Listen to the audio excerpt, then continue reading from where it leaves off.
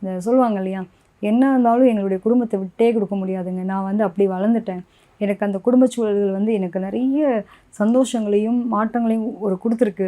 அது அவ்வளோ சீக்கிரம் வந்து நான் கொண்டு போய் திணிச்சிட முடியாது, விட்டுற முடியாதுன்னுவாங்கல்ல. ஸோ இந்த பூர்வீகம் தொடர்பான விஷயத்தில் ஒரு பற்று நிலையில் இருக்கிறவங்க, நாங்கள் எங்கள் தாத்தா வந்து விற்றுட்டார், அந்த நாங்கள் இருந்த வீட்டை விற்றுட்டாரு. ஸோ அது வந்து ரொம்ப கம்மியான பைசாவுக்கு அவர் விற்றுட்டாரு.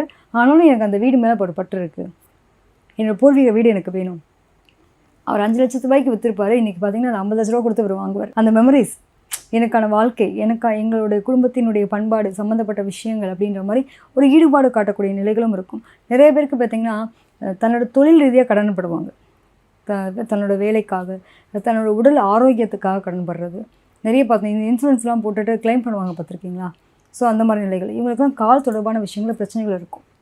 இவங்களை வந்து ரொம்ப யோசிப்பாங்க. குழப்பங்கள் ஜாஸ்தி இருக்கக்கூடிய நிலை. நிறைய பேருக்கு பார்த்திங்கன்னா அந்த அன்புக்காக இயங்குறது, வெளிநாடு வெளியூருக்கு போகிறது, பயணம் பண்ணுறது, நிறைய ட்ராவல், அந்த மாதிரி விஷயத்தில் ரொம்ப அட்வென்ச்சரை எதிர்பார்க்குறது, இதெல்லாம் யாருன்னு பார்த்திங்கன்னா மகர ராசிக்காரங்களாக இருப்பாங்க.